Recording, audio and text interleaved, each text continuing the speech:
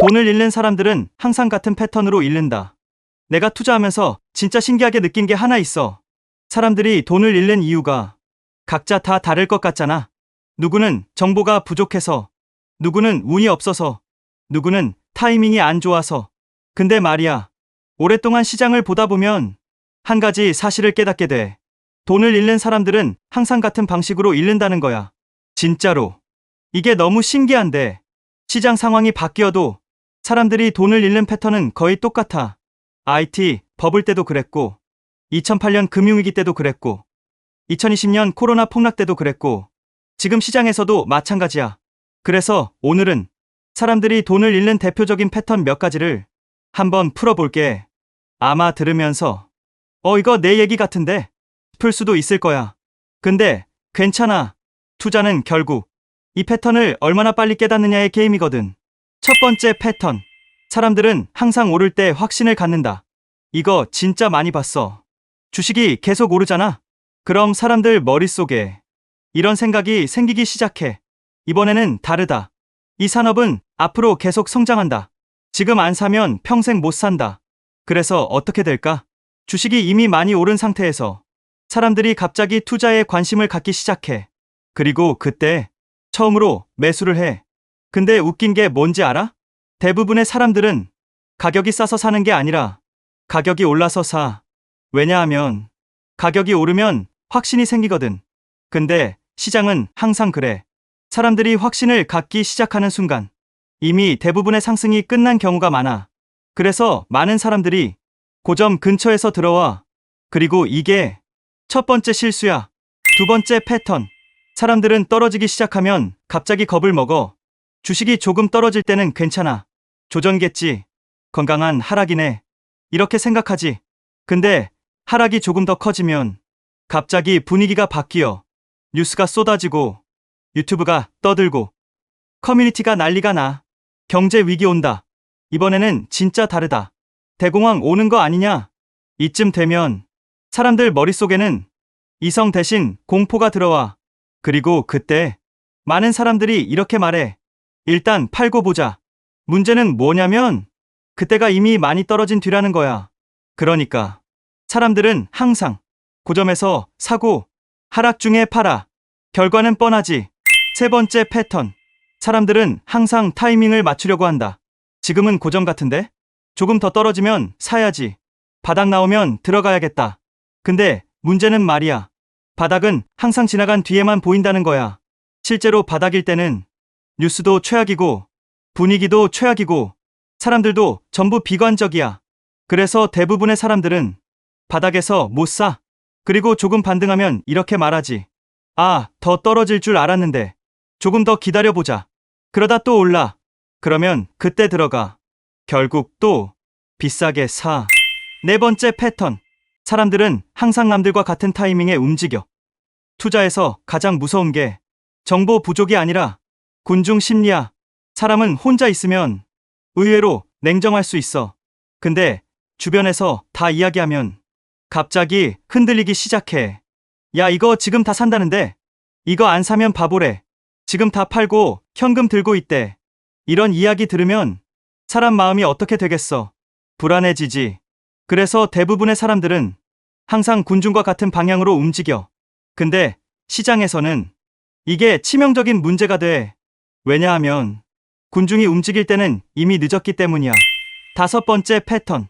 이게 진짜 핵심인데 사람들은 기업이 아니라 가격을 보고 투자해. 주식은 사실 기업의 일부를 사는 거잖아. 근데 대부분의 사람들은 기업을 보지 않아. 차트를 봐. 가격을 봐. 그리고 이렇게 생각해. 어제보다 올랐네. 어제보다 떨어졌네. 근데 장기 투자에서 진짜 중요한 질문은 이거야. 이 기업이 10년 뒤에도 더 커질까? 이 질문을 하는 사람은 의외로 많지 않아.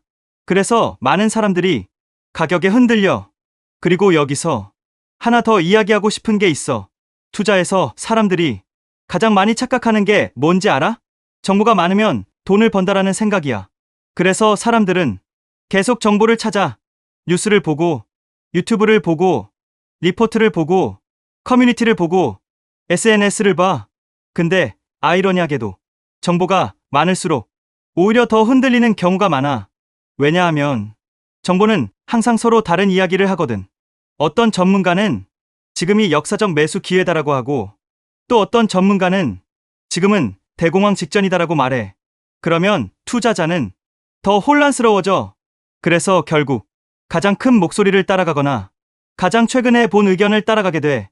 그래서 투자에서 정말 중요한 능력 중 하나는 정보를 더 찾는 능력이 아니라 정보를 무시하는 능력이야. 이게 진짜 어려워. 시장이 흔들리면 사람은 본능적으로 무언가 행동을 하고 싶어지거든.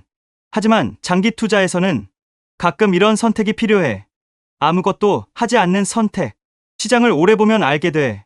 누군가는 매일 사고 팔고, 누군가는 뉴스에 반응하고, 누군가는 공포에 던지며 그 사이에서 가만히 있는 사람이 결국 대부분의 상승을 가져가. 그리고 또 하나, 많은 사람들이 폭락장을 위험한 시기라고 생각해. 물론 맞는 말이야.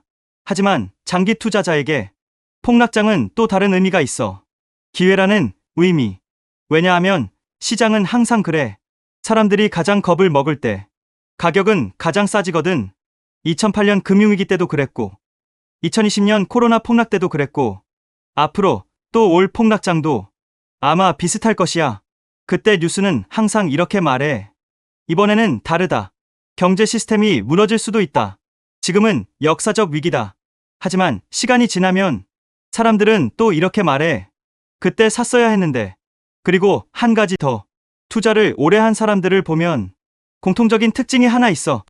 그 사람들은 시장 이야기를 많이 하지 않아. 대신 시장 이야기를 해. 지금 몇 퍼센트 올랐다. 지금 몇 퍼센트 떨어졌다. 이런 이야기보다 이 기업을 10년 들고 있을 수 있을까? 이 산업이 20년 뒤에도 존재할까? 이런 질문을 더 많이 해. 왜냐하면 시간이 길어질수록 가격의 소음은 점점 작아지고 기업의 본질은 점점 더 중요해지기 때문이야. 그래서 장기 투자자는 매일 시장을 이기려고 하지 않아. 대신 시장과 같은 편이 되려고 해. 시장이 좋은 기업을 키우고 시장이 복리를 만들고 시장이 결국 자산의 차이를 만들어. 그래서 나는 투자를 이렇게 정리하고 싶어. 투자는 미래를 맞추는 게임이 아니라 사람의 심리를 이해하는 게임이야. 사람들이 언제 흥분하는지, 사람들이 언제 겁을 먹는지 이걸 이해하면 투자는 훨씬 단순해져. 남들이 욕심낼 때 조금 조심하고 남들이 공포에 빠질 때 조금 용기를 내는 것. 사실 이것만 해도 대부분의 투자자보다 훨씬 좋은 결과가 나올 가능성이 높아. 그래서 내가 친구들에게 항상 하는 말이 있어. 투자를 잘하려고 너무 애쓰지 말고 실수를 줄이려고 노력하자. 고점에서 흥분하지 않고 폭락장에서 패닉에 팔지 않고 남들 따라 투자하지 않고 기업의 가치를 생각하는 것. 이 네 가지만 지켜도 이미 절반은 성공한 투자자라고 생각해. 시장은 앞으로도 계속 우리를 시험할 거야. 전쟁 뉴스도 나오고 금리도 흔들리고 경제 위기 이야기도 계속 나올 거야. 하지만 장기적으로 보면 시장은 항상 성장해 왔어. 그래서 결국 중요한 건 내가 시장을 이길 수 있느냐가 아니라 내가 시장에서 버틸 수 있느냐야?